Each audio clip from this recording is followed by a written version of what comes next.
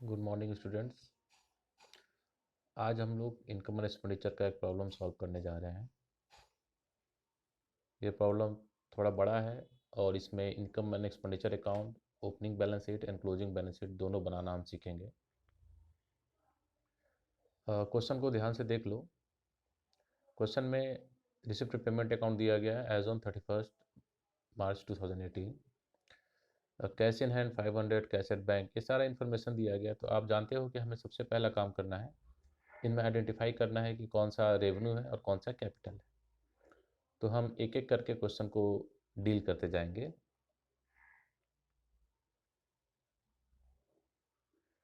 देखो यहाँ दिया हुआ है कैश इन हैंड ओपनिंग, तो ये ओपनिंग बैलेंस शीट में यहाँ पर आ गया।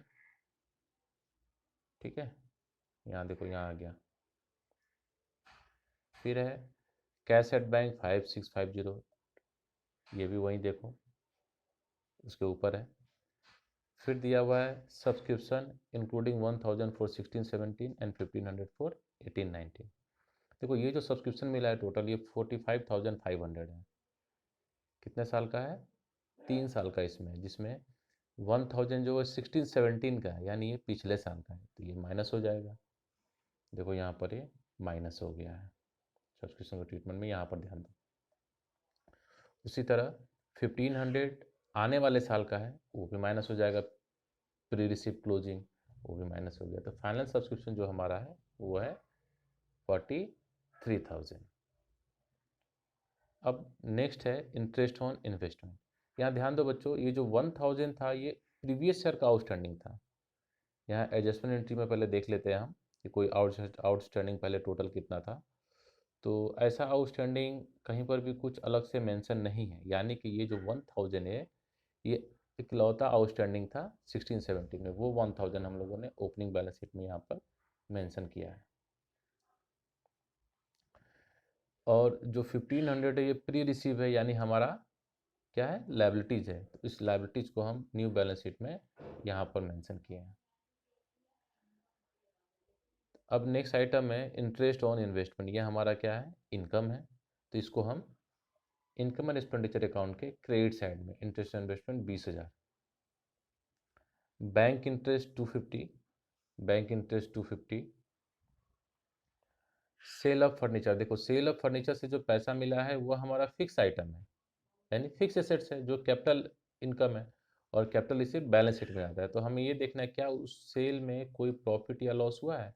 तो नीचे हम एडजस्टमेंट एंट्री पढ़ेंगे तो यहाँ देख रहे हैं कि टोटल जो फर्नीचर का था वैल्यू वो था 30,000 का। कितने का? 30,000 का। और the value of furniture sold was 2500, यानी जो बेचा गया उसकी वैल्यू कितनी थी? 2500। और बेचा कितने में गया? 3,000 में। तो फायदा हुआ कि नुकसान? फायदा। तो जो 500 फायदा हुआ उसको हम लोगों ने यहाँ मेंशन किया है। तो ये हो गया 500 यहाँ पर profit on sale of fix assets. ये जो सेल ऑफ फिक्स एसेट्स है उसका एंट्री यहाँ पर भी किया हुआ है। Furniture 30,000, less sales during their cost price reduce कर दिए, तो बाय रन बचा 27,500। अब हम आते हैं ओपनिंग बैलेंस शीट के आइटम्स पर। ठीक, ओपनिंग बैलेंस शीट का यहाँ पर फिगर देखो, ये कहाँ से आया है? ये सारा ये वाले फिगर से आया है। ठीक है, इन्वेस्टमेंट ओपनिंग डाल दिए, फर्नीचर डाल दिए, लाइब्रेरी बुक्स डाल दिए, लाइब्रेरी फॉर रेंट 600। ध्यान देना बच्चों, ये लाइब्रेरी फॉर रेंट जो 600 है